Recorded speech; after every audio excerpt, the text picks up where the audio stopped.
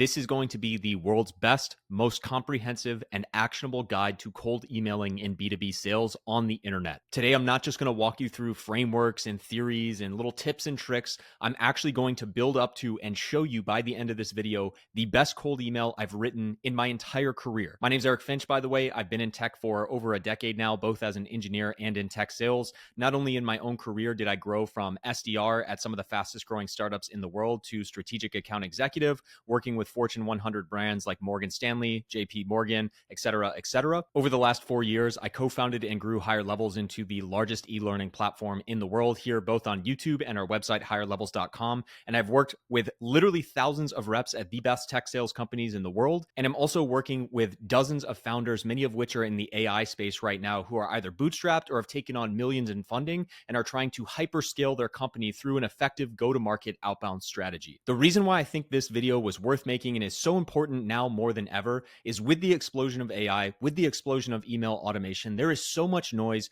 You've seen it as well if you're a founder or a high-performing sales rep. The amount of junk we get in our email is absolutely insane. And also, if you're brand new to emails, if you're trying to figure out or maybe refresh your approach when it comes to writing cold emails, a lot of people's temptation right now is to first go to AI before you even have a solid email in the first place. So what I want to break down today is, yes, a little bit of theory. Again, I'm going to show you real examples of the best emails I've ever written in my entire life. But I do think some of the theory is important because especially when it gets to things like AI, when it gets to things like people are in such a rush to actually scale their outbound, if you don't actually have solid foundational theory of writing an effective email in the first place, you're just, for lack of a better word, polishing a turd. Throwing AI on something that doesn't even work already is not going to make it any better. So with that being said, our agenda today, and again, my purpose is that this is going to be a deep dive video, but by the end of it, you're literally going to be able to write an email and then scale that out with AI.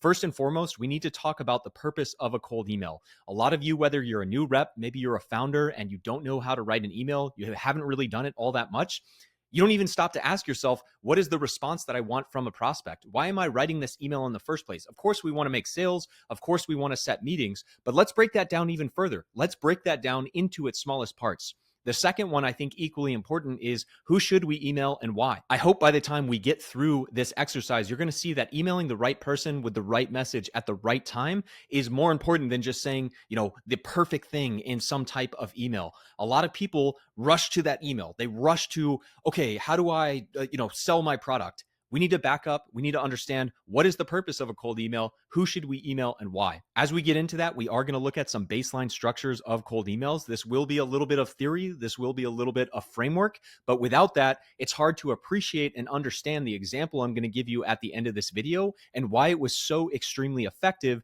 And on top of that, how you can take a message like that and then scale it using automation, sales tools, AI, etc. Equally important along this journey is I want to show you guys bad and okay emails, because in addition to seeing great emails, in addition to seeing great examples, I also want to show you where a lot of people that are new to writing cold emails often falter. You have good intentions. You want to sell your product. You want to appeal to the person you're writing, but the way that that actually comes out and the way that that is perceived is not good. It's in fact really bad. So when you can actually not just see, hey, this is a bad email, look at that, that's so bad. It's actually, I want to take you inside the mind of a new rep or a founder who thinks they are writing a genuinely good email and how that translates and how that is improperly perceived by a prospect. From there, again, I'm going to show you the best email I wrote in my entire career. For reference, I sat down with a founder of an AI company that was bootstrapped, had no funding, had no real brand presence in the market at all. And we sent 14 custom emails in one morning to CEOs, and we booked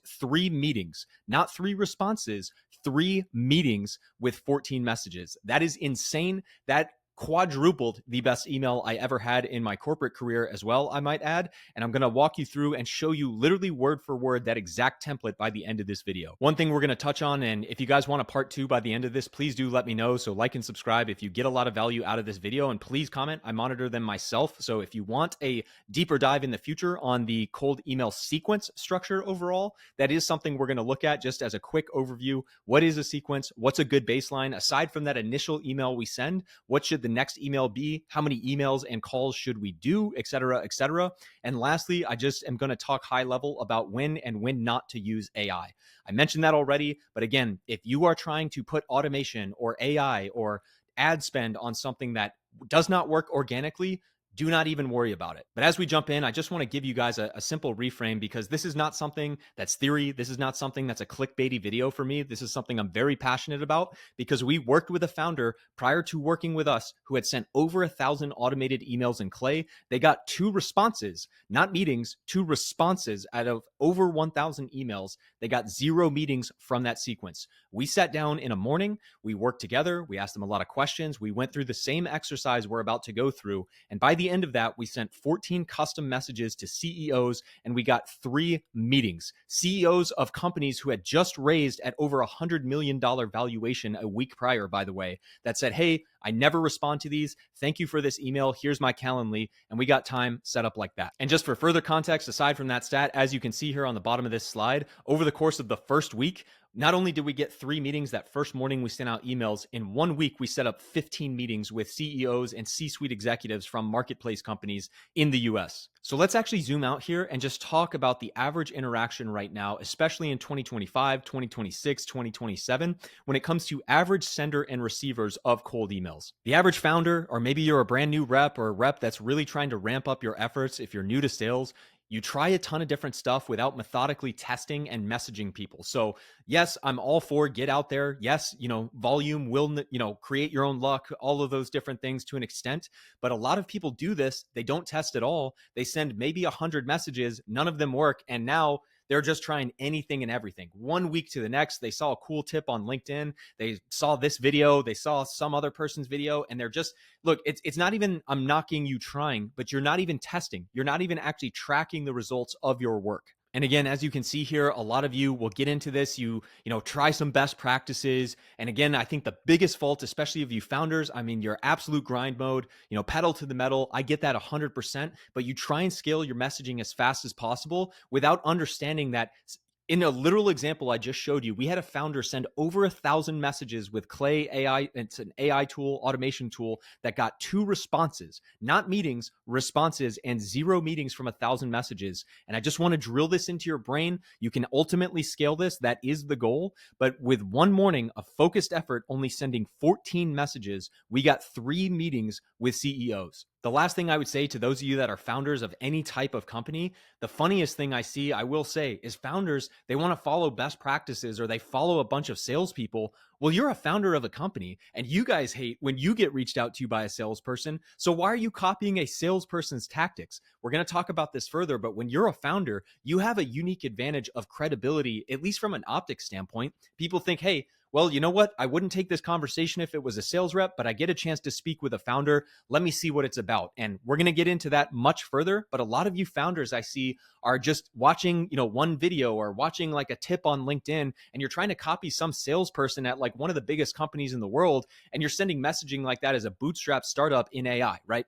I digress, but these are very common things that I would ask you if you have already done this yourself or you need to be aware of if you're not already in this boat. Equally important here, guys, the average person receiving a cold email. If you are new to sending emails, almost no one I talk to thinks about, well, wait a minute. What is it like for that person I'm sending an email to? You get so hyper-focused on what should I say? This has to be the best message. You spend 2 days perfecting something that's never even going to be read. And you're not thinking about that person on the other end that receives dozens at a minimum of cold emails a day. They're completely desensitized. Just to give you guys a real example for this YouTube channel, every single morning I wake up, I have at least 5 people asking if they can edit my videos, create thumbnails for me. And that's not even in my day job. That's not even in B2B sales. That's just this YouTube channel alone. So I'm completely desensitized to it. And anytime I see a new email in my inbox, my brain is already flared up of like, if one thing of that, whether it's the subject or the first line of the email looks salesy,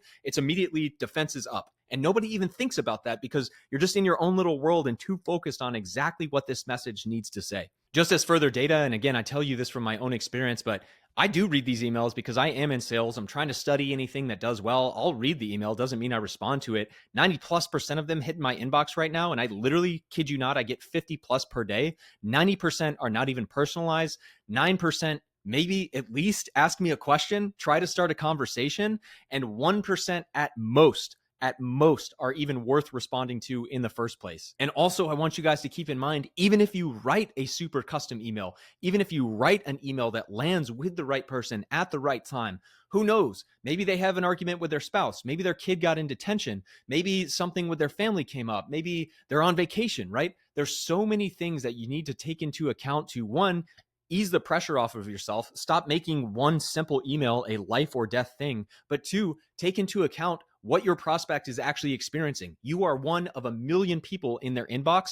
Why do you even stand out in the first place? So diving deeper into this exact point, whether, again, you're a new rep, you're a founder, you're trying to think about, who should I email? A lot of people don't sit down and really identify who their ICP is, not just for the sake of, hey, think through who your customer is, or like, obviously, hopefully, I would hope that you have some baseline sense of that.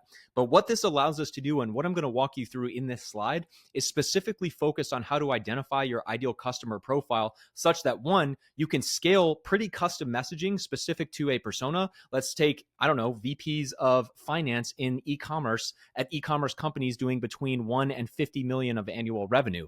That's something that is not, infinitely scalable, but allows us to create very custom messaging to a very defined sliver of the market.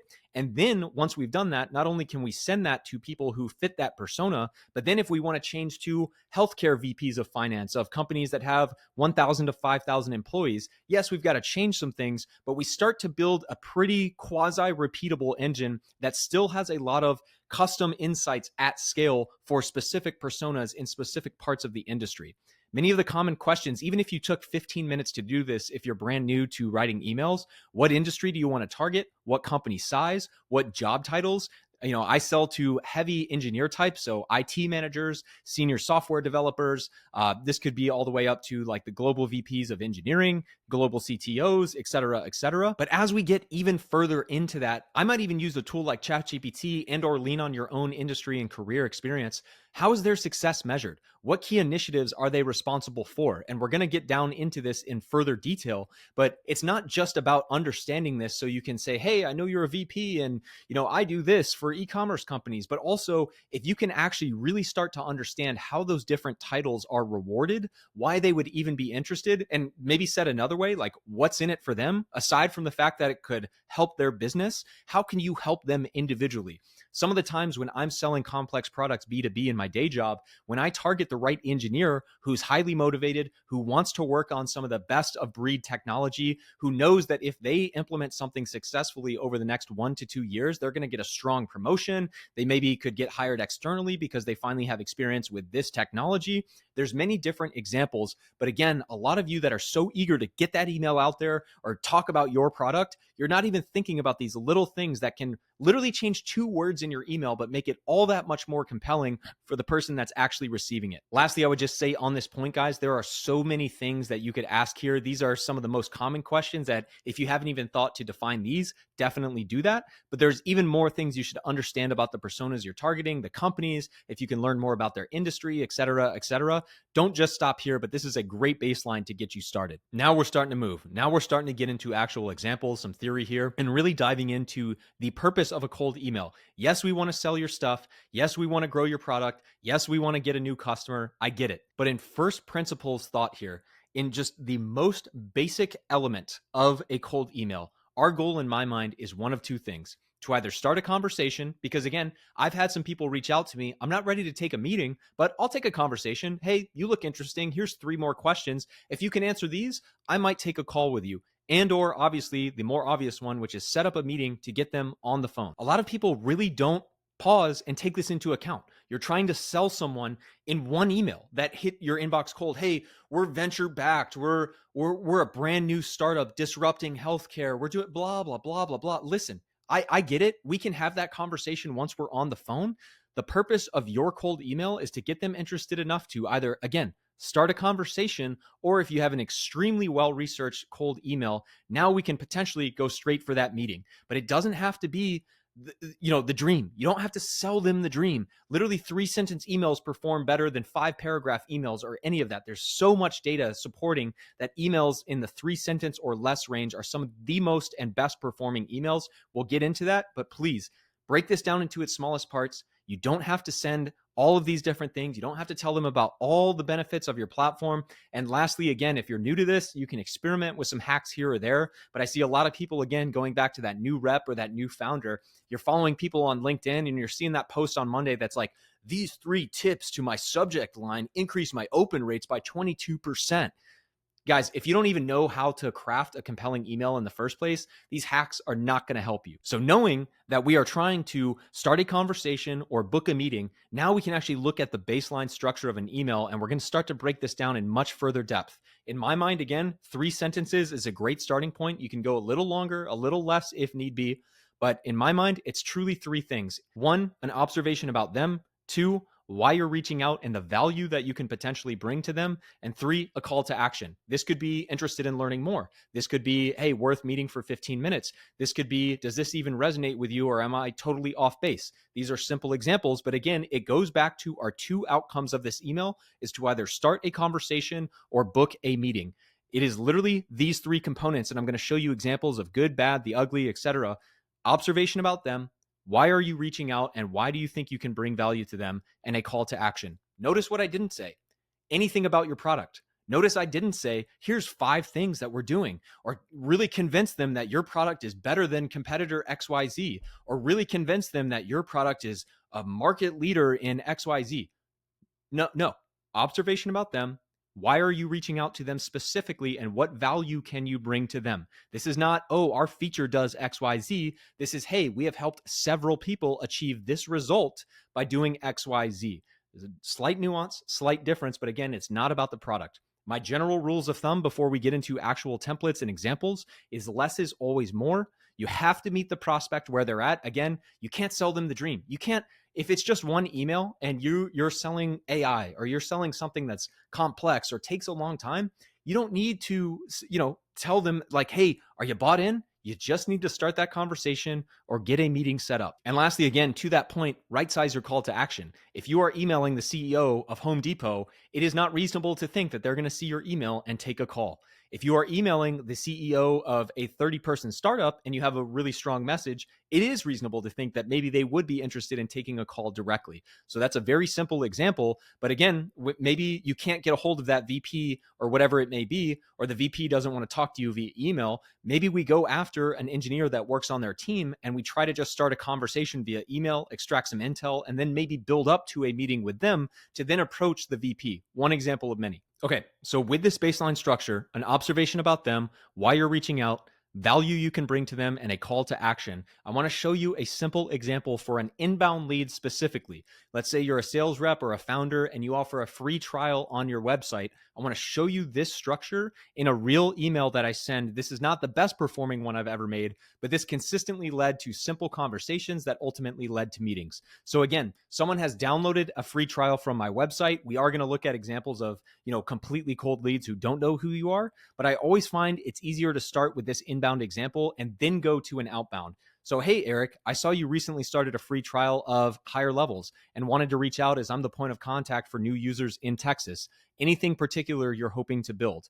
And that's that exact framework that we just talked about. An intro, why I'm reaching out and the potential value I can bring to them, and a simple call to action, in this case, trying to start a conversation. You need to right size this based on your prospect, based on your product. But I know, as an example, I've been in tech for a decade. I've been an engineer and in sales, by the way. And I know engineers are not really eager to hop on a phone with someone they perceive as a salesperson.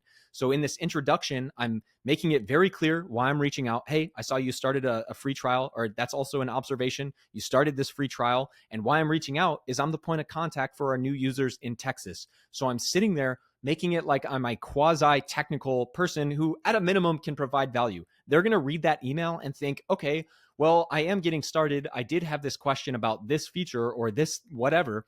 That's the conversation I'm trying to start so I can learn more about their use case and ultimately position the value of a meeting long term.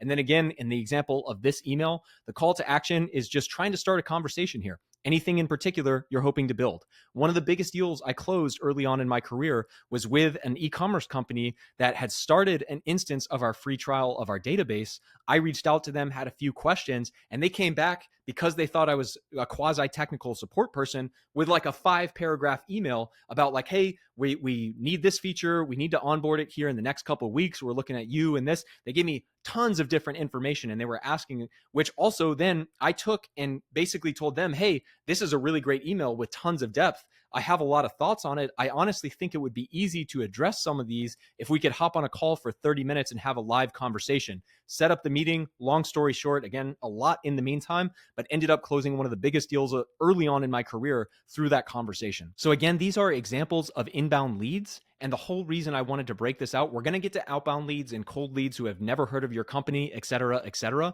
But I want to break this out and color code this as you see here to make it really easy to understand and help you take all of these different examples and map it to your company, your product, whatever it may be. So looking at a couple of different lead openers for people who are inbound or have already interacted with our company in some way, shape, or form. As I mentioned in the example you just saw, hey, I saw you started a trial of our free database, or I saw you downloaded a white paper comparing our database to Oracle, or hey, I wanted to reach out ahead of Wednesday's webinar that you registered for to ensure you make the most of your experience, or I noticed several engineers on your team recently downloaded XYZ. These are examples of ways that I'm going to try and jog their memory and make them at least feel like when they read that first sentence of the email, okay, maybe there's something here. Maybe there's something worth at least reading the next sentence because, all right, at least I do remember I started that free trial or I did download that white paper, whatever it may be. This is the second component of any email, like I mentioned, which is examples of the value you can bring. So, hey, I noticed you downloaded that free trial and I wanted to reach out as I'm the point of contact for our new users in Texas, right? Or, hey, I wanted to see ahead of our webinar what questions you may have had for our panel so I can relay that to them specifically, trying to start a conversation there. Hey, I wanted to offer time to expedite your research of, whatever the product it is you're selling because they downloaded that comparison white paper. Or as an example, in the case of starting a free trial, I just wanted to make sure you make the most out of your 7-day trial. Insert question like, what are you trying to build? Or how can I help? Or any reason that brought you to our free trial, et cetera, et cetera. And again, as example calls to actions for these inbound leads, like I mentioned, anything you're hoping to build, hey, would it be worth connecting for 15 minutes to make sure that your trial starts off on the right foot, right? What specific information were you looking for in your white paper download? I'm happy to help streamline that research process. Or, hey, I wanted to set up an introductory meeting so your team has a point of contact as you explore databases or whatever it may be. But hey, maybe you're that founder, maybe you're that rep, and you don't have the luxury of having a lot of people start a free trial on your website because you're just getting started. My hope again with that inbound structure is one, you have examples for when you do get to that point because those are your hottest leads. And if you have that dialed in and very repeatable, that's an easy motion to get high quality conversations. But now that you've seen that, let's extrapolate that to outbound. And my point here with this slide is to really reinforce that even though we're going outbound, even though that person does not know who your company is, this baseline structure of the cold email is unchanged. Observation about them, why you're reaching out and the value you can bring to them, and a call to action that is right sized, whether it's a meeting, whether it's starting a conversation, et cetera, et cetera. So let's look at a common example here. I'm just outbounding someone who, again, does not know, anything really about my company, or they haven't interacted with it, or whatever it may be. I'm still starting with this observation. Hey, I noticed your company was hiring for 3 new database engineering positions with a focus on AWS experience to keep up with the company's record growth last year. And you'll see in this next color-coded slide, that is our introduction. It's a simple observation. Very common triggers include something like a recent round of funding. This could be they are hiring. This could be that if it's a public company, they announced earnings, or they announced a cloud migration initiative or a huge contract with a new customer. There's so many examples of different observations and triggers. I'm always starting there. And again, once you dial that in, once you start to understand what common observations are, you can experiment further from there. But you would be amazed, guys, in my own email inbox of how many people reach out to me that don't even take the time to make a simple observation about my company. They say, hey, love what you're doing at higher levels. I make thumbnails for XYZ creator. Like, you've already lost me, right? So a detailed observation, which is not that hard to find, will really set you apart right away. And the whole goal after this observation is to get them to read that second sentence where we then position the value. And you see that here in orange, which is like, hey, I've seen that type of growth with other companies like, I don't know, Nike, that came to us as their growth constantly took down their database and impacted customer experience. So I'm coming to them with value that either I have proof of or I'm an expert in, or whatever it may be. I'm not selling my product. I'm not selling the features. I'm just selling the vision of potentially what's possible and also relating that to the pain of the challenge that I think this person is experiencing. If anyone's made it this far and wants to outbound to me at higher levels, I would literally love it if you could come to me and say, hey, I noticed your channel in the last year has grown from 17 to 35,000 followers, and you're also running an online community with 9,000 members. How do you even have the time to do thumbnails, right? Like, these are simple ways that you can combine this framework and make it very custom with not that much work and not that much effort to then scale this out. Lastly, again, we're going to talk about in red here a simple call to action, which is, hey, we were able to help them achieve, 30% less downtime, or, save $2 million because their database was up the entire time. Do you find yourself in a similar situation? Or is this something you're wanting to address with the recent funding or whatever it may be? I just want to go through a couple more examples here of, again, this is purely outbound. So exact same structure as an inbound email, but these openers may change just a little bit because we've got to do a little bit more sometimes on the outbound side to get them to really notice us. One example of many could be, hey, saw your recent raise of $14 million where 40% was dedicated to modernizing your tech stack. Another one could be, hey, what's your reaction to that CEO's recent AI initiative, given you guys are competitors? A very common one for enterprise companies could be, hey, I saw Capital One's $150 million agreement with AWS and was curious what your team specifically is focused on. So if you're technical, if you've been in this space, hey, if someone signs a $200 million contract with AWS, that budget is going to be used across several different teams. So I'm already setting the stage of, like, I'm aware of this AWS contract, and I know that you're going to spend money on this. So I'm just reaching out to learn more specifically what you plan to spend this on and what's most important to you. Again, this would be the value we can bring to them with an outbound lead. Hey, I've worked closely with several e-commerce brands who struggle with cloud migrations due to XYZ. Haven't talked once about my company, once about my product. I'm talking about their pain, their problems, what they care about. Nothing else matters. A second example here could be, hey, I'm working closely with engineering leaders to ensure that they're leveraging their AWS agreement to the fullest, especially when determining where to spend AI dollars. Another example specific to the first company I sold at is, I've worked with several MySQL users who struggle to scale their database once they find product market fit, as they quickly have to change their mindset from full stack developers to database experts. These are very real pains and challenges that companies I sold to are facing. Not only is some of this experiential, it took me 6 to 12 to 18 months of talking to customers to learn about these common challenges, but you notice here, I have not talked once. You don't even know what companies I've worked for if you've made it this far in the video. And that's the point. It's all about them. It's all about the pain and the problems they're experiencing. And the value you can bring to them is not some cool feature about your product or how you just raised 50 million from A16Z. It's literally about, hey, I have solved this problem several different times. Am I off base to even think that you're having this problem right now? Lastly, again, I just want to talk about some simple calls to action for purely outbound. It depends on the situation, guys. Sometimes I do think it's appropriate to float a 15-minute introductory meeting versus starting a conversation, because if it's purely outbound, it's hit or miss depending on their engagement. And again, this is something you test. That's why we're talking about this at the framework level first before we get into my template. But as one example of many, hey, if the database is on your 12 to 24 month roadmap, would it be worth a conversation about how our product would help you accelerate towards your CEO's announced plan?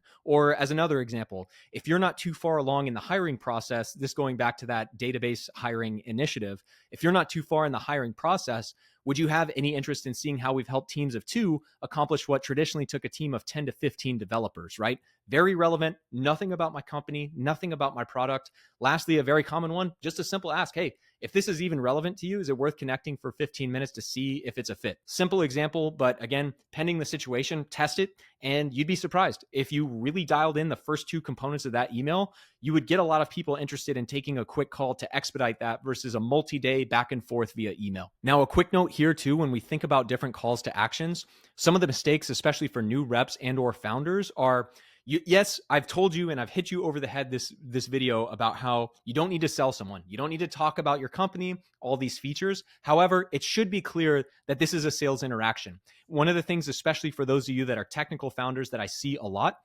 is you'll kind of be like, hey, we're this new company in the AI space. We're consulting with a lot of companies, helping them better understand their AI vision. And someone may take a call with you because they think they're going to get some free guidance on AI, and you're an expert on that. They're not actually taking that call because they're interested in buying your product. So there is a line here where just getting someone on the phone, if it's a free consultation, is not always a great thing, because they may in fact be wasting your time. And again, too soft of a call to action makes it difficult to position a sale. Similar thing, like, hey, we're a fast growing AI startup, but doing a free audit for users. Like, maybe sometimes that gets you a call, but oftentimes, again, you have people taking that call because they're like, well, I see this person went to Stanford, so I might as well take a call with them and see if I can learn anything. But I mean, in the back of their minds, they're not actually interested in buying anything from you. And then on the other side of the spectrum, guys, again, it too strong of a call to action, or in many cases, maybe going immediately for that meeting right away, or whatever it may be. There's several examples. Is also kind of the opposite end of that spectrum, where maybe you actually had someone interested in what you wanted to say. You could actually start a conversation via email and have one or two thoughtful responses back and forth, and then set up the meeting. This is, again, I don't even have an exact answer for you, but this is something you should test. You should be very conscious of when you're reaching out to someone, and just make the call to action, whatever it is, very logical. Maybe it is worth starting a conversation via email, or maybe you and I know that if we did this via email, our fingers would hurt because of how much technical information we're about to type on email. So let's just hop on a call for 15 minutes, right? So test that. Things to think about: make it very simple for your prospect to either take that action, whether it's starting a conversation or ultimately setting a meeting. All right. And like I promised, guys, we are getting into actual examples here. And I want to talk about bad and good examples. And then we're going to talk about the best email I ever sent in my entire career. First and foremost, this is a bad email, and I hope it's somewhat self-evident, but this is what I'm talking about, not only just to show you an example of a bad email, but to reinforce that me, as your potential prospect, wakes up to 5 to 10 of these every single morning. And you can pause it here if you want to read it and like see what it's about. But one, if we look at their observation, just watched your recent video. I have over 700 videos on this channel. What are you even talking about? Their second thing goes immediately into them, what they do, nothing about the problems I'm experiencing, nothing about the challenges of making 700 videos in 3 years and how difficult that is to do. Hey, I'm a video editor and I've been doing this for 2 years. I help creators increase their retention and love to help you with that. I mean, anyone in the world that sends me an email that's edited more than 10 videos in their life can technically say the same thing. This is not differentiated. This hasn't related to me at all. There's nothing about this email that makes me interested in it whatsoever. I worked recently with, I don't even know who any of those are. They're not in my niche. I don't even recognize any of those names, and would love to do this for you. Here's my portfolio. Okay, on to the next one. And again, maybe this is glaringly obvious that it's a bad example, but I want to talk about a quote unquote good example that would still not get the job done. I mentioned at the beginning of this video, we worked with a founder who sent 1,000 automated messages through Clay. It had some dynamic fields, so it would scan someone's LinkedIn or basically fill in information based on their email. But this is the structure. This is a good email. It's not a great one. And again, 1,000 sends, 2 responses, 0 meetings. I just want to drill this home again because this looks like a good email. It's not bad, but I want to show you why this falls flat on its face. So as you can see here with my mouse, they would say, hey, Eric, and then they had a first sentence personalization real quick, like, hey, congrats on the 10 million fundraise last week. Before I started this company, I was previously the founder of this company, a marketplace handling 4,000 daily book sales, 10,000 new listings each day, and 7,000 buyer-seller messages daily, not to mention constantly evolving fraud. Now, on the surface, yes, maybe you understand if we're this deep in the video that this isn't that great because it immediately gets into your company, your features, nothing about the prospect. However, where this is coming from, and if you're a founder, I want you to read this and really understand this. It's coming from the place of, hey, I'm a technical founder. I'm really savvy. I've exited a business before, and this interaction, this email is going to be worth your time. And while that may be true, the way that this prospect reads this is still like immediately just getting feature dumped.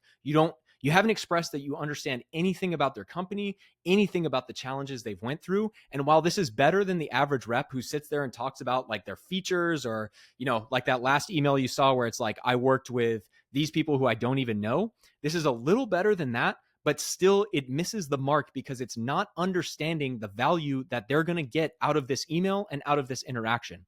So then the founder went on to say, hey, I'm building a new company specifically for marketplace founders and operators to provide AI agents that tackle these exact challenges. And again, we're just off the mark, but it makes all the difference because, again, it's like tackle these exact challenges. Well, what challenges? You're talking about your own challenges. In this one, yeah, I get you're a founder. I get you're technical. That's cool and all. I'm sure you're smart, but you haven't told me in one way, shape, or form any observation about my business and the challenges that you can help me solve specifically.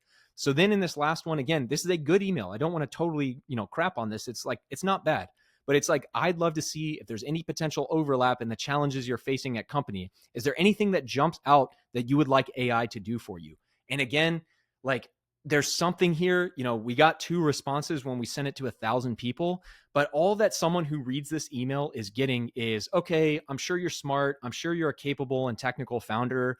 I'm sure you could answer like a couple questions, but dude, I got 50 people trying to sell me AI. And by the way, of those 50, like 20 of them are tools we already use that they're now adding like some AI feature on. This is just not going to stand out in an incredibly competitive market right now where founders, where executives, where VPs, where basically anyone that works in corporate America is getting anywhere from 20 to 50 emails a day. This is good. It's just not there all the way. So the moment we have all been waiting for is the actual template of the actual email I sent. In one morning, like I mentioned, we sent 14 custom sends and we got 3 meetings with CEOs directly. That is insane. I've never even had anything close to that in my direct day job in tech sales. But let's see, again, some of these similar themes, but specifically with the framework we talked about of an observation about them, the value we think we can bring to them and understanding of them that we have, and a simple call to action. Hey, Eric, I saw you're growing fast at higher levels, and I wanted to reach out as a fellow CTO in the marketplace space. So this is establishing that we are a founder, that we are kind of savvy.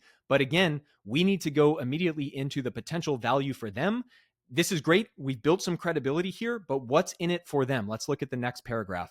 I built AI agents specifically for my old business, insert company name, that handle 7,000 messages per day and automatically detect fraud, which have significantly improved our operating margin. Now, while we did talk about our use cases here, the reason why I think this really landed is because any marketplace that has any type of significant growth is dealing with these exact things. So in an almost subconscious way, we're actually communicating without asking them, what are your biggest challenges? We're actually saying, hey, I've been in the trenches here. I have run my own company that has to manage 7,000 plus messages per day.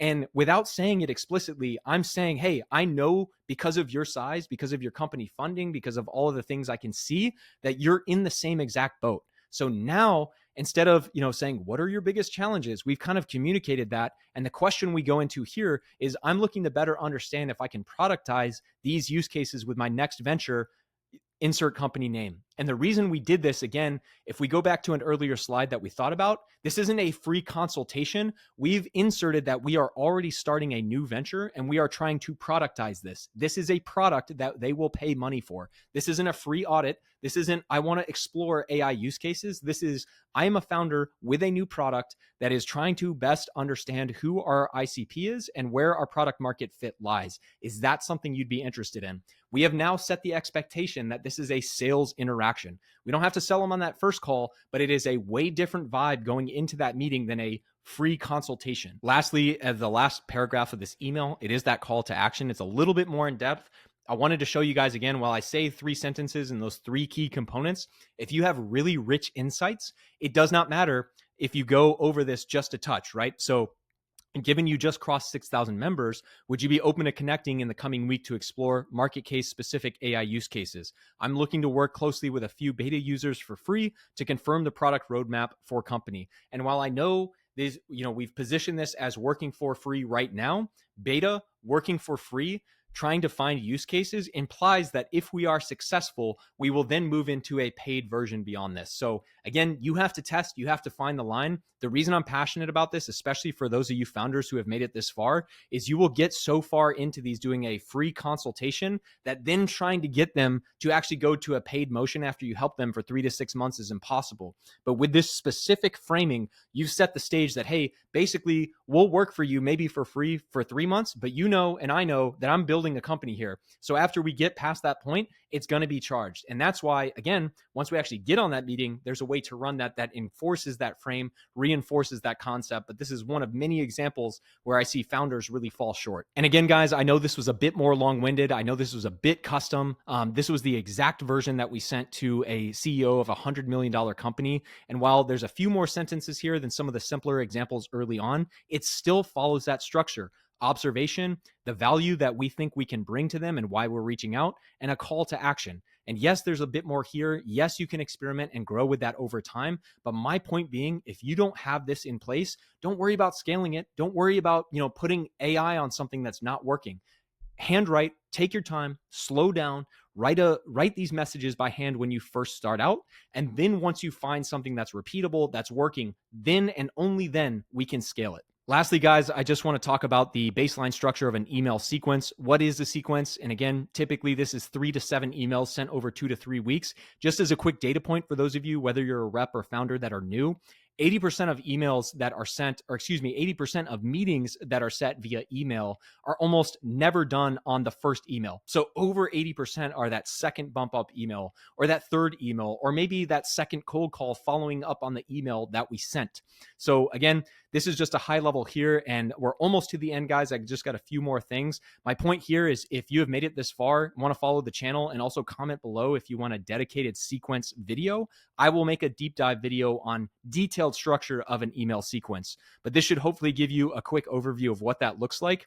And again, just to give you guys a realistic sense from like a business day perspective, I typically send a first day email, which is like why you're reaching out in that conversation starter, what we just walked through.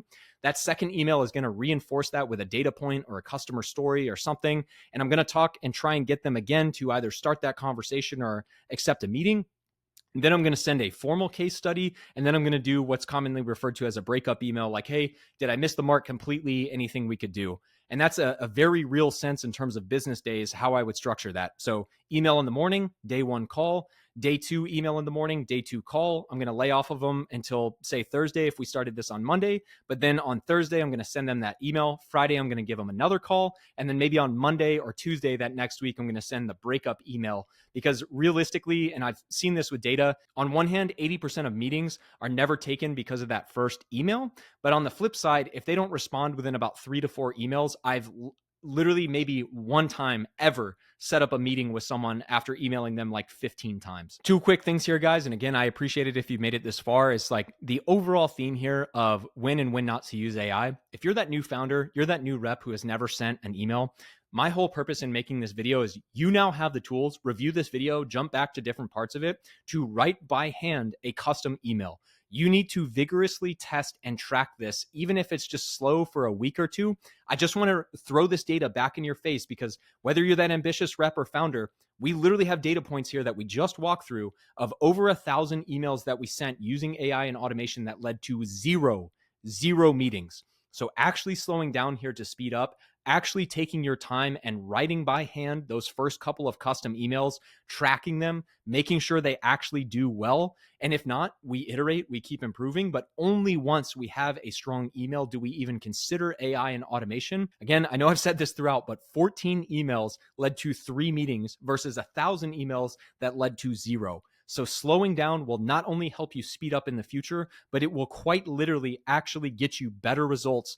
And it's smarter, in my opinion, to take 4 hours to write a few by hand than take 2 hours to automate 1,000. And hey, guess what? By the end of that automation running, you're still at 0 meetings. But guys, I really appreciate it if you've made it this far. My only ask, if so, is that you like and subscribe and follow the channel and support us. Also, if you are a sales rep and you want more direct support, you can check us out at higherlevels.com. We have several different courses for individuals, whether it's career courses helping you in your role and or skill accelerators, especially cold email engine. We have an AI program as well. And also for those of you that are founders, we actually have a dedicated and private founder-led sales community.